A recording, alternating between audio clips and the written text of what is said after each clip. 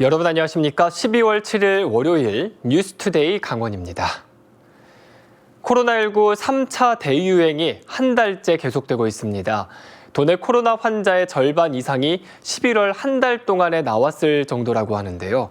특히 집단 감염이 속출했는데 첫 환자가 증상을 방치하다 집단 감염으로 번지는 사례가 많기 때문에 의심이 되면 즉시 검사를 받아야 합니다. 김상훈 기자가 보도합니다. 코로나19의 3차 대유행은 지역별 집단 감염 양상을 보이고 있습니다. 강원도에서도 지난달 초부터 한 달 동안 10개가 넘는 집단에서 각각 수십 명씩 환자가 발생했습니다. 대부분 직장이나 군부대, 김장처럼 소규모 모임 위주로 바이러스가 퍼졌습니다. 특히 집단 감염에서 가장 처음으로 확진 판정을 받은 지표 환자가 일주일 넘게 증상을 방치해 N차 감염으로 이어지는 사례가 전국적으로 20% 정도를 차지했습니다.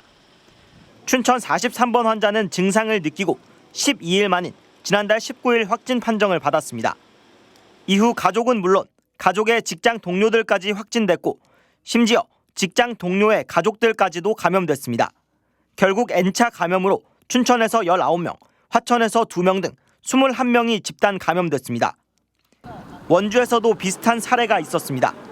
의료기기 판매 업체 60대 직원이 2주가량 증상을 느끼면서 계속 출근을 했는데 확진 판정을 받은 겁니다. 특히 의료기기 체험 판매와 설명 과정에서 직원과 이용자들이 마스크를 잘 착용하지 않아 바이러스는 빠르게 확산됐습니다. 의료기기 직원들과 방문자, 이들의 가족, 접촉자들까지 26명이 무더기로 감염됐습니다. 게다가 의료기기 업체 특성상 감염자의 70%가량이 60대 이상이었고 이 가운데 2명은 치료를 받다 숨졌습니다. 방역당국은 증상이 있다면 무료로 검사가 가능하다며 빠른 진단 검사를 당부하고 있습니다. 가능한 한 빠르게 검사를 받고 그다음에 N차 유행으로 넘어가지 않도록 이렇게 하는 것들이 하나의 전략적 목표가 되겠습니다. 전문가들도 증상 발현 전후로 감염력이 가장 높다며 경미한 의심 증상에도 가족 간 접촉을 피하고 검사를 받아달라고 설명했습니다. MBC 뉴스 김상훈입니다. 최근 강원도에서 10명 안팎의 코로나19 확진자가 발생하면서 일주일 평균 하루 확진자 수가 8명대로 지난달보다 줄어들었습니다. 집단 감염 여파로 환자가 크게 늘었던 지난달 말 19명대까지 올라간 일주일간 하루 평균 환자 수는 지난 5일 기준으로 8.6명으로 내려갔습니다. 하지만 서울과 경기 등 수도권 감염 상황이 심각해지면서 가평 지역 군인인 춘천 87번 환자나 서울 환자에게 감염된 춘천 96번 환자처럼 수도권 확진자와 접촉해 지역 감염으로 번지는 사례들이 지속되고 있는 상황입니다.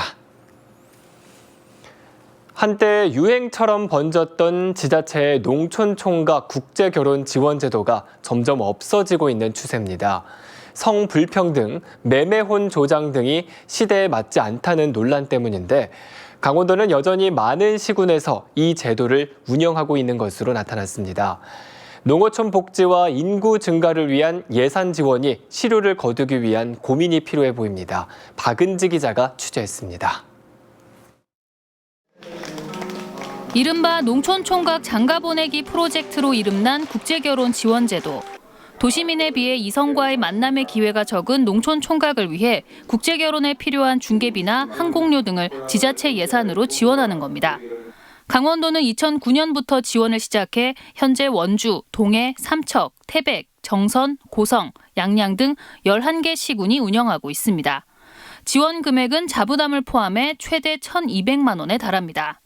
하지만 사업 효과가 검증되지 않았고 남성의 국제결혼에만 지원되다 보니 성불평등과 매매혼 조장 등 논란이 계속되고 있습니다. 10여 년간 강원도 내 국제결혼 지원 사례는 100건이 안 되고 계속 줄고 있습니다. 조에서도 사업량이 계속 지금 지속적으로 감소를 하고 있거든요. 내년에도 10분에 대해서 지원을 해드리지만 18개 시군이 다 고르게 들어가는 형태는 아니에요. 강원도는 최근 농촌총각 국제결혼 지원 조례를 전부 개정해 농어업인 남성, 여성 모두로 확대했고 시군들도 검토 중입니다. 국제결혼이 외국인 여자와의 결혼이라고 이렇게 돼 있거든요. 여자라고 이렇게 한정 짓는 거에 관해 가지고는 조례를 개정하려고 검토 중에 있거든요. 청년의 농어촌 정착과 결혼 지원을 위해서는 소수에 대한 일회성 지원이 아니라 보다 많은 인원에 대한 계속 지원이 필요하다는 지적입니다. 실제로 충북도는 근로자를 대상으로 했던 행복결혼 공제 사업을 농촌으로 확대해 5년간 참여자가 일정 금액을 적립하면 지자체와 기업이 함께 적립해 목돈을 만들어주고 결혼 축하금도 지급해 2022년까지 1,500명을 지원한다는 계획입니다. 정착할 수 있는 이런 목돈을 만들어주고요. 결혼을 하면 축하금으로 지원 금액을 더 높여주는 이런 정책적 유인이 앞으로는 더 유용하고 필요하지 않나. 농업인 복지와 농어촌 인구 증가를 위한 예산 지원을 놓고 불필요한 논란은 없애고 효과는 높이기 위해서 제도의 근본을 다시 한번 정비해 볼 필요가 있어 보입니다. MBC 뉴스 박은지입니다. 강원도의회와 강원도가 내년 강원도 예산안 조정에 어려움을 겪고 있습니다. 도의회 예산결산특위 예산안 조정 소위는 지난 3일부터 5일까지 강원도가 제출한 7조 6천억 원대의 내년 예산안 심사를 실시했지만 육아 기본수당 인상안 등에서 협의점을 찾지 못했습니다. 이에 따라 오늘 협의를 재개하기로 해 오늘 시작될 예정이었던 강원도교육청 내년 예산안 심의 일정이 변경될 것으로 예상되고 있습니다. 한국시멘트협회가 시멘트 지역 자원시설세 신설을 막기 위해 톤당 500원씩 공장 지역에 직접 지원하겠다고 공개 발표했습니다. 시멘트협회는 주말에 긴급 발표한 입장문에서 톤당 500원이면 연간 250억 원이 공장 지역에 지원될 것이라며 지자체, 주민, 시민단체 등으로 위원회를 꾸려 기금을 투명하게 운용하는 방안을 제시했습니다. 시멘트 지역자원시설세 신설 법안은 1톤 생산에 1,000원을 부과하는 내용으로 20대 국회에서 논란 끝에 폐기된 이후 21대 국회에서 다시 발의돼 오늘 행정안전위원회에서 법안 심사가 이루어질 예정입니다. 원주시가 코로나19의 확산을 사전에 차단하기 위해 선제적 검사를 이어갔습니다. 원주시는 어제 관내 아동 양육 보호기관 6곳을 대상으로 원생과 종사자 등 230명에 대해 코로나19 진단 검사를 실시했다고 밝혔습니다. 이에 앞서 지난 1일부터 나흘 동안 관내 중소병의원 17곳을 대상으로 의료진과 종사자 1,102명을 검사한 결과 모두 음성으로 확인됐고 지난달에는 요양병원과 정신병원 그리고 노숙인 시설 등 고위험 집단시설 116곳에 3,468명을 검사해 모두 음성으로 판정됐습니다. 강원대학교가 2학기 종강 때까지 제한적 대면 수업을 이어가기로 했습니다. 강원대학교는 지난 11월 2일부터 30명 이하의 교과목을 대면 수업으로 전환했지만 전체 교과목의 74%를 비대면 수업으로 진행하고 있습니다. 강원대는 지역사회의 산발적 감염이 이어지고 있어 이 체제를 유지하기로 했습니다.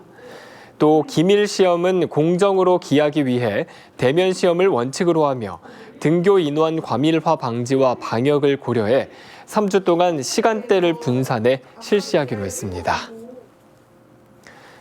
도내 해양수산 예산이 국회 예산심의 과정에서 증액되면서 관련 사업 추진에 탄력을 받을 전망입니다. 해양수산부는 해양관광과 지역활력 제고 분야에서 고성군 해양심층수 수자원센터 운영과 장비 구입에 필요한 예산이 5억 원 증액됐다고 밝혔습니다. 또 강하구 연안쓰레기 처리 예산이 7억 원 증액돼 해양쓰레기 처리 사업비가 35억 원으로 늘어나면서 태풍과 집중호우로 발생하는 해양쓰레기 처리가 더욱 수월해질 것으로 보입니다. 춘천 공지천의 산책로가 자전거길과 보행자길로 나눠지면서 운영될 예정입니다. 춘천시는 올해 안으로 공지천의 상류, 거두교에서 공지교까지 4km 구간을 자전거길과 보행자길로 분리하고 내년에도 산책로를 확장해 분리 운영할 계획입니다. 춘천시는 시민들이 안전하게 산책로를 이용할 수 있도록 길을 나눈다며 빨간색 구간은 자전거길, 파란색 구간은 보행자길이라고 밝혔습니다.